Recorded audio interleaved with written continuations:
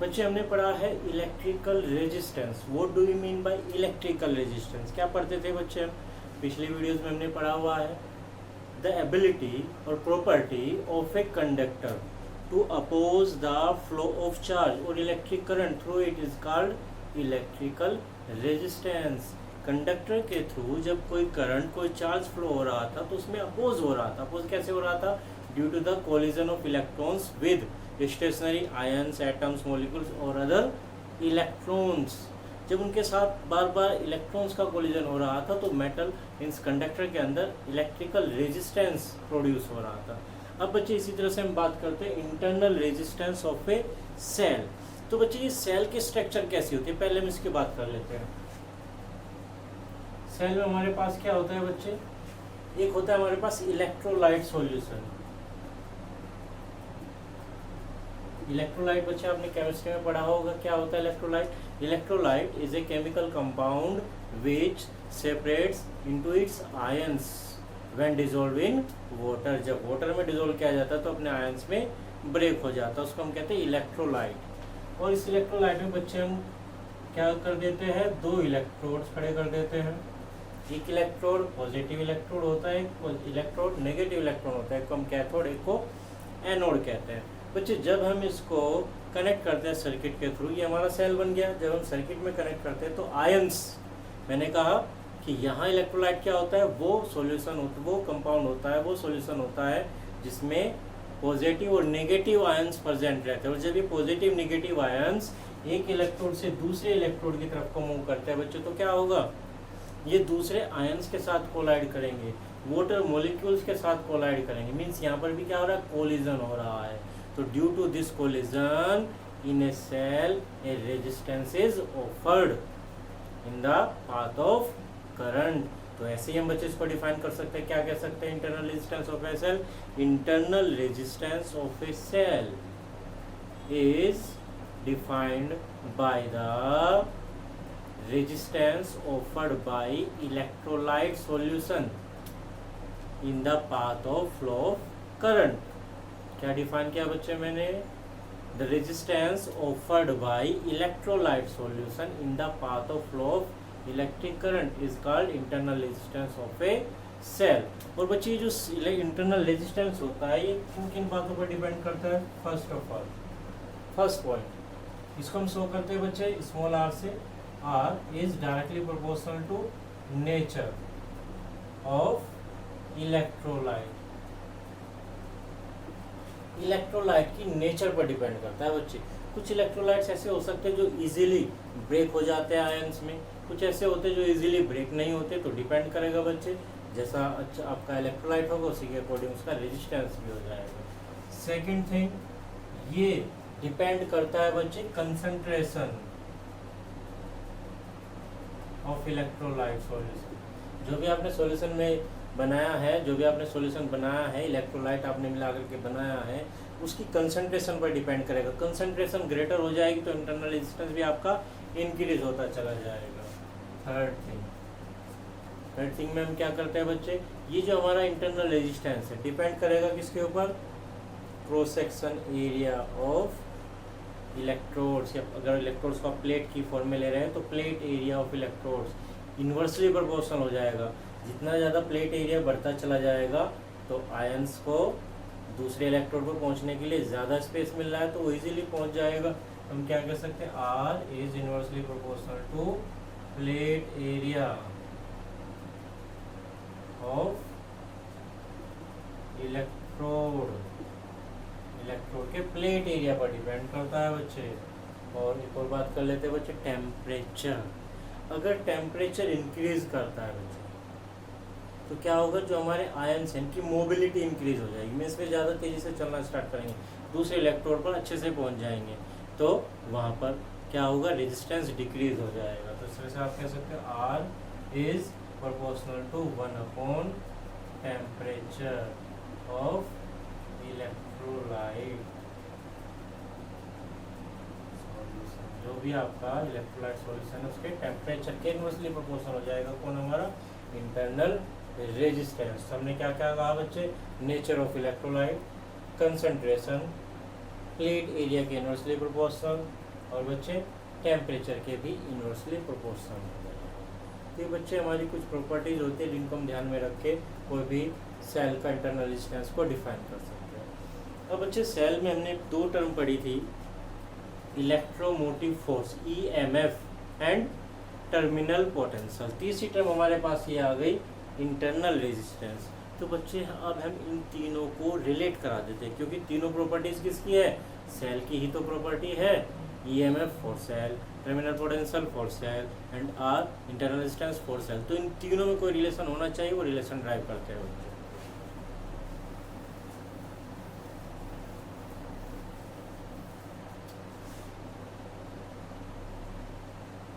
Relation between EMF E, terminal potential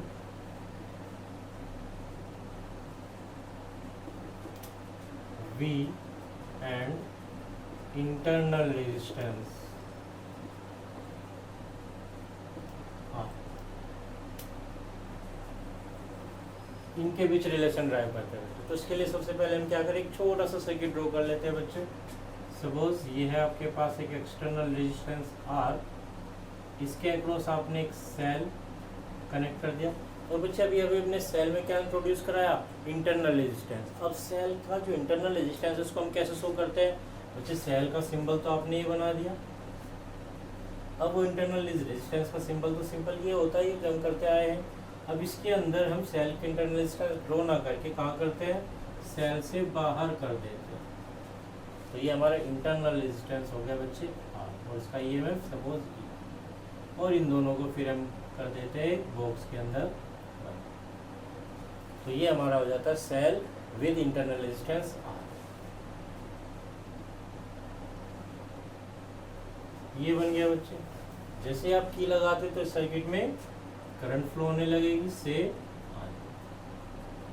और यहाँ suppose हम 2 पॉइंट्स कंसीडर कर लेते हैं, across the resistance means outside the cell A B, और suppose between A and B potential difference means terminal potential is. अब बच्चे हम डेफिनेशंस को यूज करेंगे। हमने इलेक्ट्रोमोटिव फोर्स की डेफिनेशन क्या पढ़ी है, the work done by a cell to move a unit charge throughout the circuit including cell is called EMF, electromotive force. और टर्मिनल पोटेंशियल बच्चे हम क्या पढ़ते हैं, the work done by a cell to move a unit charge between 2 points of a circuit outside the cell is called terminal potential. इन दोनों को use करते हैं बच्चे, और फिर देखते हैं हमारी क्या इक्वेशन बन जाएगी, क्या रिलेशन बन जाएगा। तो बच्चे हमने जो EMF के लिए हमने जो डेफिनेशन यूज की है, the work done to move a unit charge throughout the circuit, पूरे सर्किट में इंक्लूडिंग सेल ऑल्सो, तो सेल के अंदर भी और बाहर भी। अब हम इस वर्क डन को 2 पार्ट्स में डिवाइड कर लेते हैं, first outside the cell, second inside the cell. अब बच्चे देखिए आउटसाइड द सेल मीन्स कहने का मीनिंग हमारा क्या होगा, अक्रॉस द रेजिस्टेंस, क्योंकि अपोज हमें ढूंढना है, जहाँ अपोज होगा वहीं तो सेल वर्क करेगा। यहाँ ये तो हमारी क्या है, कनेक्टिंग वायर्स है, कॉपर वायर्स, एल्यूमिनियम वायर्स, जिनका रेजिस्टेंस ऑलमोस्ट नेग्लिजिबल होता है। तो इनको तो हम कह सकते हैं कि यहाँ से यहाँ तक कोई वर्क नहीं करेगा। सेल वर्क कहाँ करेगा, अक्रॉस द AB, जहाँ पर हमारा रेजिस्टेंस लगा हुआ है। तो जो भी हमारा टोटल वर्क डन है उसको हमने 2 पार्ट्स में डिवाइड कर लिया, इंटरनल एंड एक्सटर्नल करते हैं बच्चे according to definition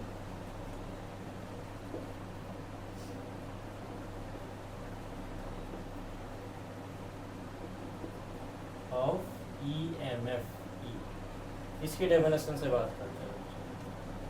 if W is the work done to move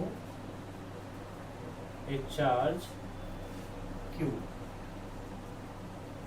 throughout the circuit, then formula क्या था बच्चे, E is equal to W upon Q।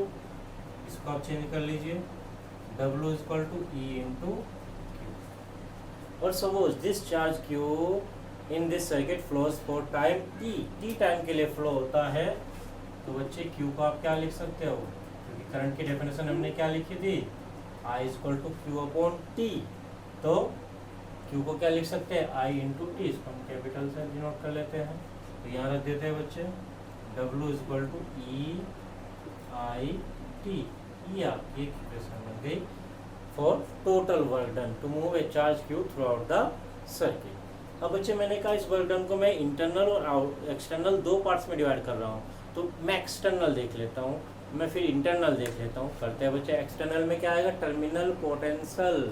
देखते हैं बच्चे, if W external is the work done to move the charge Q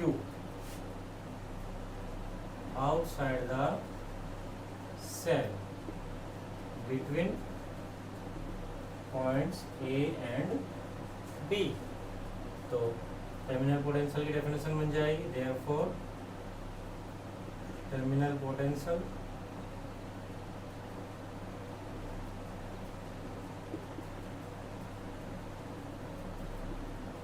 V is equal to W external upon Q। तो यहाँ से W external आप लिख लीजिए, W external is equal to V into Q, और Q को बच्चे क्या रखे आप, IT। W external is equal to VIT, ये आपके पास सेकेंड इक्वेशन आ गई। ठीक है बच्चे, अब क्या करें, ये तो हो गया हमारा एक्सटर्नल वर्क।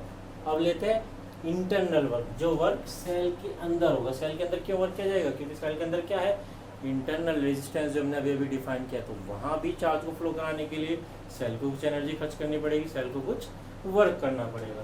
करते हैं बच्चे, देखिए क्या करें, इफ सपोज हम कह देते हैं W internal is the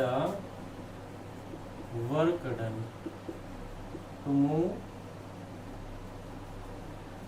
charge Q inside the cell के अंदर देन सिमिलर डेफिनेशन से बनेगा बच्चे, W internal is equal to V, कोई पोटेंशियल, सपोज यहाँ क्या है, रेजिस्टेंस स्मॉल आ रहा है, इसके अक्रॉस भी कोई पोटेंशियल ड्रॉप होगा, suppose V dash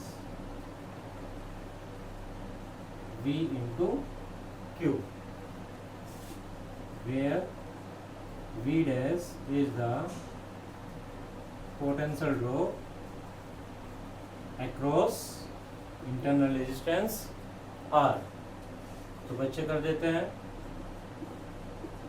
W internal, Q को तो आप क्या रखेंगे, IT, और बच्चे according to Ohm's law potential drop across resistance is V is equal to IR, V dash is equal to I into R, तो उसको रख देते हैं I इंटू R। तो क्या बन गया बच्चे, I स्क्वायर R T, ये हो गई हमारी। अब क्या करें, देखिए थर्ड इक्वेशन में हमारा W इंटरनल, सेकंड इक्वेशन में हमारा W एक्सटर्नल, और फर्स्ट इक्वेशन में हमारा क्या है, टोटल वर्क। तो हमने क्या था कि टोटल वर्क को हमने डिवाइड कर दिया एक्सटर्नल और इंटरनल में। तो क्या करते हैं, देखिए बच्चे क्या करें, because W is equal to होता है W external plus W internal, values रख दीजिए, W total EIT, W external VIT, ये आ गया हमारा, प्लस और ये बच्चे I स्क्वायर RT। दोनों इक्वेशंस दोनों साइड्स में IT कैंसिल आउट हो गया, IT, तो क्या बन गया, E is equal to V plus IR। ये इक्वेशन बच्चे आपके पास आ गई, relation between EMF potential difference means terminal potential and internal resistance R।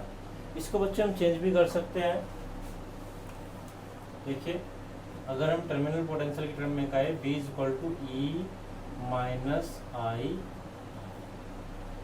ये हमारे पास रिलेशन हो गई।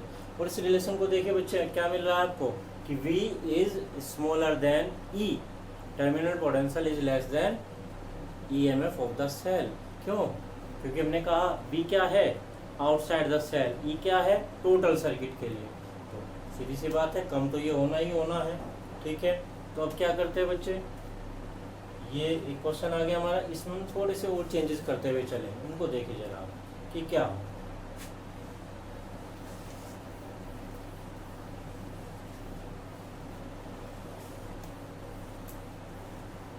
हमने कहा था बच्चे सर्किट में करंट फ्लो कर रही है आई, एक्सटर्नल रेजिस्टेंस है आपका R, capital R, between points A and B. Then according to Ohm's law, from Ohm's law V equal to क्या बन जाएगा बच्चे, आई आर। सब्सटीट्यूट कर दीजिए, क्या बन गया, I R is equal to E minus I R. ठीक है, आप यहाँ से क्या कर सकते हो, आई का वैल्यू निकाल सकते हो, इसको धर ले आइए बच्चे, प्लस हो जाएगा, आई कॉमन आ गया आपका, R plus R E. Current आपको कितना मिल गया, E is equal to E upon capital R plus small. यही वैल्यू आप यहाँ पे रख सकते हो, therefore V is equal to I R means E R plus R into capital R. इस तरह से आप शो कर सकते हो, जैसा आप चाहे ऐसे चेंजेस कर सकते हो। करंट की वैल्यू आपको मिल गई। अब हम इंटरनल रेजिस्टेंस की वैल्यू निकालते हैं इन terms of E V and capital R. चलिए बच्चे देखिए, किसी एक क्वेश्चन को उठा लेते हैं हम। सपोज यहाँ हम बात कर लेते हैं, ये यही यहाँ आ जाइए, हम बात करते हैं सबसे पहले इस इक्वेशन से। V is equal to E minus I R. मैं आई आर को धर ले लेता हूँ और V को धर ले जाता हूँ, तो माइनस हो गए बच्चे। तो मुझे क्या निकालना है, small R, E minus V upon. अब इस करंट को चेंज कर देता हूँ मैं V is equal to I R की फॉर्म से, because I is equal to V upon R. That means small r is equal to E minus V and v upon r। इस r को आप ऊपर ले जाइए बच्चे, r, और v से डिवाइड हो जाएगा e upon v minus v upon v is equal to 1। तो ये हमारा आगे बच्चे internal resistance of a cell in terms of external resistance, EMF and terminal potential. ये इक्वेशन हमारी बच्चे यूज में आ जाएगी कहाँ, जब हम एक क्वेश्चन करते हैं पोटेंशियोमीटर, उसकी एप्लीकेशन होती है to find out the internal resistance of a cell. तो वहाँ पे इस इक्वेशन को हम चेंज करके उस इंस्ट्रूमेंट के अकॉर्डिंग कन्वर्ट कर लेते हैं। तो ये तो बच्चे रिलेशन हो गया हमारा ई वी एंड आर, और यहाँ से आपको क्या मिला, V is equal to E minus R means V is less than E। और ये कह सकते हो कि V never be greater than E, इक्वल हो सकता है। Suppose I is equal to 0, current ना फ्लो कर रहे हो सर्किट में, then V will be equal to E, but E हमेशा बड़ा रहेगा, छोटा नहीं हो सकता। That means V always be smaller और equal to E, never be greater than E, ये बात याद रखेगा। अब बच्चे हम करते हैं कम्बिनेशन ऑफ सेल्स। हमने रेजिस्टेंसेस का कम्बिनेशन देखा हुआ है सीरीज में, पैरेलल में। ऐसे ही हम क्या करते हैं, सेल्स का भी कम्बिनेशन देखते हैं। कई बार हो सकता है कि हमें एक सेल की रिक्वायरमेंट से उतना पोटेंशियल ना मिल पाए जितने हमारे सर्किट में चाहिए, तो मोर देन वन सेल्स का हम यूज़ कर सकते हैं। करते हैं बच्चे सेल्स का कम्बिनेशन भी सीरीज एंड पैरेलल दोनों।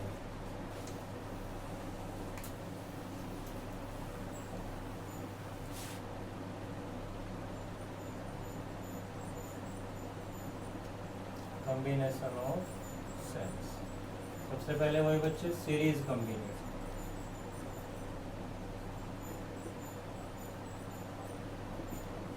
सीरीज कॉम्बिनेशन में सेल्स को कनेक्ट कर लेते हैं। Suppose we have two cells of different EMFs and different internal resistances. E1 EMF, internal resistance suppose R1, it is connected say suppose between A and B। ऐसे ही एक दूसरा cell suppose EMF E2, internal resistance R2 is connected between points B and C।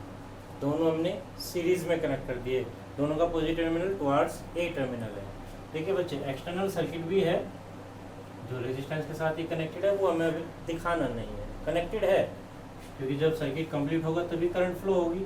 अब देखिए बच्चे, दोनों sales का positive terminal towards a है, तो दोनों से जो करंट फ्लो होगी वो भी टुवर्ड्स ए फ्लो हो जाएगी, क्योंकि एक ही पाथ है तो करंट सेम रहेगी, से आई करंट यहाँ पर फ्लो कर देगा। ठीक है बच्चे, तो इससे क्या होगा, ए एंड बी के बीच में टर्मिनल पोटेंशियल आएगा across cell E1।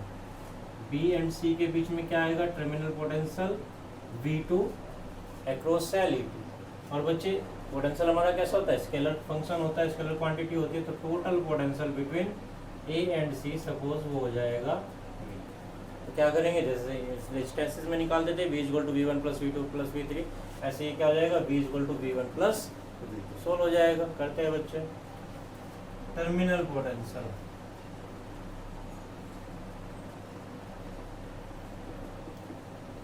Across cell E1 क्या था बच्चे formula, V is equal to E minus I are.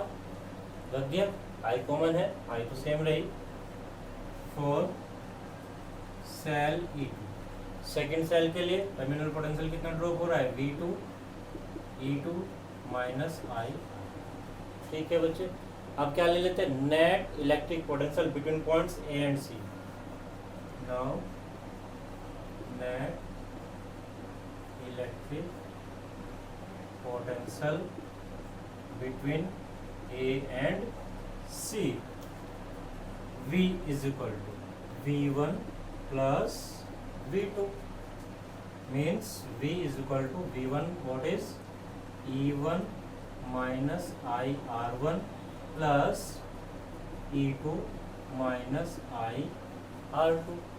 अब बच्चे देखिए क्या हो गया, V is equal to E1 E2 को हम एक साथ रख लेते हैं, E1 plus E2, यहाँ से I कॉमन आ जाएगा माइनस आई R1 प्लस R। सपोज ये हो गया हमारा इक्वेशन नंबर 3। अब बच्चे क्या करना है, suppose we replace both cells with an equivalent cell of EMF equivalent of equivalent internal resistance R equivalent between points A and C and such that current flowing in the circuit will be same I and potential drop across A and C is also same, that means V। दोनों sales को हमने एक equivalent resistance, दोनों sales को हमने एक equivalent cell से replace कर दिया। पोटेंशियल वही रहा बच्चे, करंट भी वही रहा, that means then equivalent V is equal to E equivalent minus I R equivalent। अब बच्चे देखिए ये हमारे पास थर्ड इक्वेशन है सेम सर्किट के लिए, वो हमारी फोर्थ इक्वेशन है सेम सर्किट के लिए। दोनों को कंपेयर कर देते हैं तो हमें मिल जाएगा कि दोनों सेल्स का इक्विवेलेंट EMF कितना है। देयरफॉर E इक्विवेलेंट देखिए क्या है बच्चे, E1 plus E2, E1 plus E2, फिर IR, वहाँ R इक्विवेलेंट किसके इक्वल आ जाएगा, R1 plus R2 and R equivalent is equal to R1 plus. तो बच्चे अगर हमारे पास दो सेल्स सीरीज में कनेक्टेड हो तो उनका इक्विवेलेंट EMF क्या होगा, दोनों सेल्स के EMF के सम के इक्वल E1 प्लस E2, और उनका रेजिस्टेंस कैसा आएगा, सम हो जाएगा R1 प्लस R2। तो इस तरह से बच्चे आप सीरीज कॉम्बिनेशन को इजीली कर सकते हैं। तो बच्चे नेक्स्ट वीडियो में हम बात करेंगे पैरेलल कॉम्बिनेशन ऑफ सेल्स।